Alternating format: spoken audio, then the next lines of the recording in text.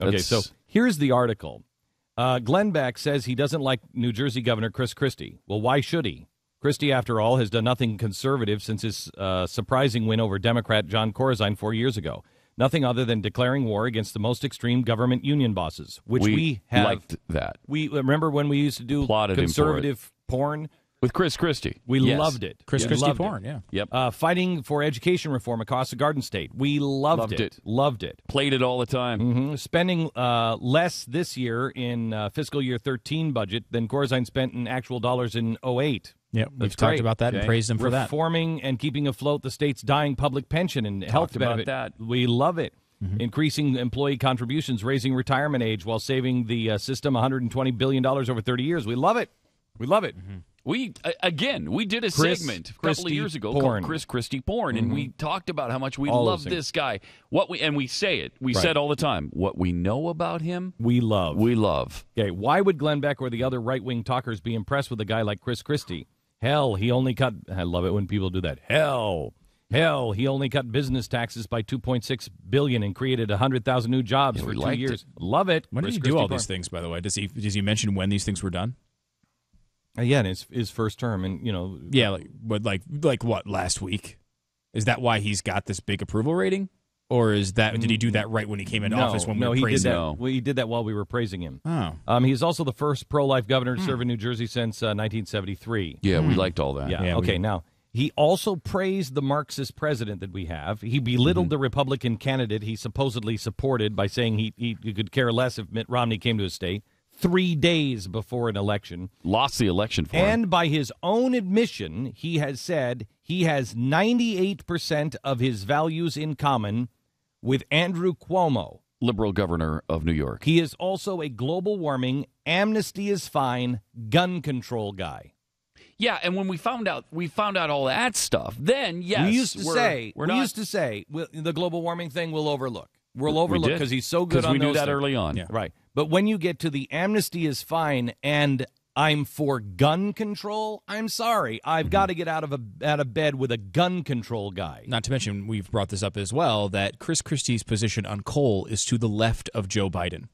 Let's say that again, please. Bad. Chris Christie's position on coal is to the left of Joe Biden. Yeah, Joe Scarborough didn't mention any of those. No, none of them in the entire article. None of them were mentioned. So why he continues on Politico? Why would any member of the conservative entertainment complex want anything to do with a rhino who carries around that kind of conservative record in a blue state that hasn't gone Republican in a presidential contest in 25 years? Why would a Republican support a guy who beats the unions, beat the Democratic legislature, beat the education establishment, did the things Republicans are afraid to do? Yeah. But you know what? I don't care what you do on education if you take away our guns. And by the way, the reason Chris Christie is popular has nothing to do with the things he's talking about. None of it. When he did all that stuff in his first year, his approval rating was 47%. Okay, that's when he was doing all the things we like. Yes. He had the balls to do those things, and what happened? 47%, which is another reason to love him. Yeah. He just keeps going because he believes it. However, the reason he's popular now is because, one, he keeps criticizing Republicans in New Jersey, and two, and most importantly, he's demanded tens of billions of dollars for Sandy relief. He's been critical of his own party for this. He's gone after it really hard. And if you want, demanding money from the federal government, obviously in this situation, many people support, and certainly people in the state support. But the bottom line is he's popular in New Jersey. Because he asked for a giant handout from the government, and he's trashing the Republicans. And that's when you look at his approval ratings. They're 47%, they're 50%, they're right around there his entire term. And then he does the Sandy thing, and he does around the election. And now it's in the 70s. That has nothing to do with this ridiculous argument he's about to make about women. So he says Glenn Beck must be infuriated why this Chris Christie character has created a new kind of gender gap in this Democratic state that actually has him winning the female vote by 23%. Well, if you're going to get abortion, you're going to get gun control, you're going to get global warming taxes on it. Well, what difference does it make? The numbers like that have to enrage talkers like Glenn Beck, who have spent most of their adult lives working to make women voters run away from the Republican Party faster than you can say government-sanctioned vaginal probe. And obviously, he's referring to your speech at Restoring Love when you advocated for government to all vaginal probes would be done by the liberal women. What? You know what? Hang on just a second. Can we get Remember Tiffany? that? Can we get the executive producer to get the vaginal probe speech? We should get that. Yeah, Tiffany. Tiffany. Hang on, she probably doesn't have it. Ask our director Sarah if she has it. Or is Eileen, our floor director? Is she here? All these women that you hate so much that you put them in them. important positions in the company. They're not here today. Would somebody call the vice president of the Blaze, Betsy Morgan? Oh yeah, she's in town. She's in Dallas today. Oh, she's in Dallas. Is she here or she is? I don't know if she's in the room. Okay, then call our vice president of. You don't want her in the room because you hate her so much, right? Is that why she's not in the room with us right now? I just want somebody I could get on the phone. How about the other vice president of? I don't even know what it is exactly. Digital. Digital.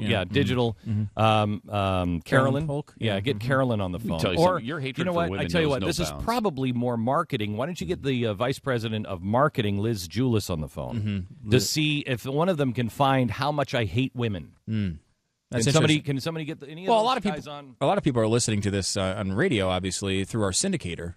And the president of the company that syndicates Julie Talbot. Oh, Julie was in my office yesterday. We were working on some stuff. We could ask her. She might have that When did speech. Julie become a man's name? That's so ridiculous. I know. Weird. That is weird. You know what you get out of this? You get out of this? Glenn Beck is setting up a company that is anti-men. Yeah, what the hell? Because I didn't even realize it until we were talking about this today, and I thought, how could I possibly be anti-women?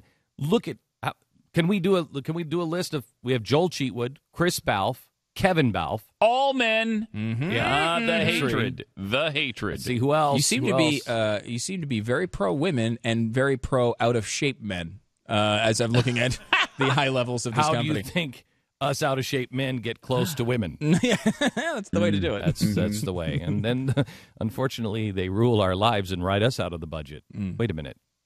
Hold it just a second. I just figured this out. It doesn't end well for me.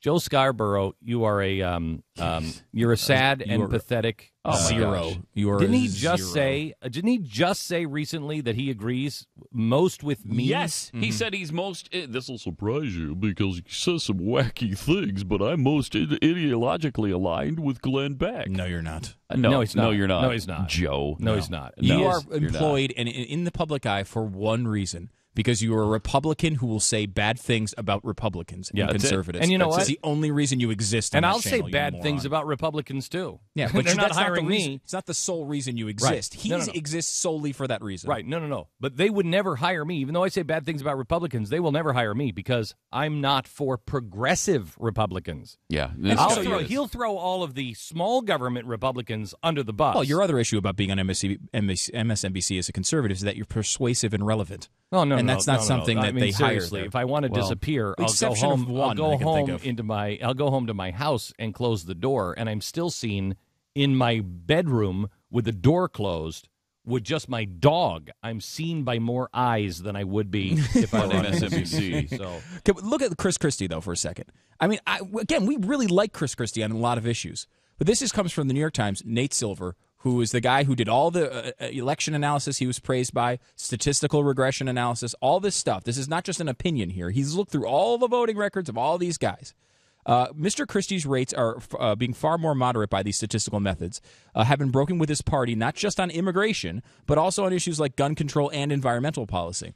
If nominated by the Republicans in 2016, he might possibly be the most moderate major party nominee since Dwight D. Eisenhower. Okay, moderate nominee. Not conservative, moderate. Yeah. Mm-hmm. Moderate, and that's including Mitt Romney. Mm-hmm. Yeah. Mitt Romney was a moderate. The reason why Mitt Romney was we were like, okay, all right, well, we're on the Mitt Romney bandwagon. I mean, we got so much heat because we didn't go. We went with I think everybody but Newt Gingrich. Didn't we go with everybody else for at least 10 minutes? We were with everybody else for 10 minutes except for Newt Gingrich. We slept around for a while. Yeah, we did. We were riddled with political disease. In fairness, though, we should point out that Joe Scarborough wouldn't know any of this stuff because he's so busy trying to prepare that third hour for a radio show that he's been working on doing for 4 years. Well, no, he was. Wait. He went on a hiatus the first time in 2005 to find a more competitive time slot, right? And he got his ass kicked again, right? And then they wanted more of the ass kicking, so he was going to do a third hour so he could get kicked in the teeth even more, right? So when you know your success whenever you replace a legend like Don Imus. Right. So he goes on to replace Don Imus, and he's there for, I'm checking my watch, 20 minutes? 15 or 20 minutes. Uh-huh. And then in one of the moments that really showed Don Imus's really brilliance at slicing people up. Here's the moment of Don Imus when they finally fire Scarborough, and Scarborough makes some comment of, you know what, I'm coming back. I'm going to be doing some. I'm just trying to figure out how to do a third hour here. Yeah, he said he was going on hiatus. It was a brief hiatus, however. Now, in 2010, when I was looking at this article, it was 8 months and counting. So now we're in 2013, so it's been longer than that. This brief hiatus isn't all that brief. Wait, it started when? It started in 2010. 2010. Mm-hmm. And then he wanted to try to, quote, change a current 2-hour radio show to develop a new 3-hour program. Yeah, but how do you do that? I mean, how do you possibly do that? You guys did it by just sitting in the chairs. We just did it. Yeah, you sat in the chairs for an extra hour. He's trying to do it right by thinking about it for 4 years. And then we had years to think about how do we add 2 more hours to this show. And then you guys just sat in the chair for 2 hours more. And talked. Well, think about this, though. The other thing, when he got thrown off the air in 2005, he had a really good reason for it. There's no reason to be you can't be successful in the format he was doing. He said he was complaining about a show because he was just one guy talking into a microphone and spouting an opinion for 3 hours. That can't be successful in radio. No. Ask Rush how impossible that is. Sean and everybody. It can't be done. Every host cannot ever, be done. It can't be done. But here's what Imus said.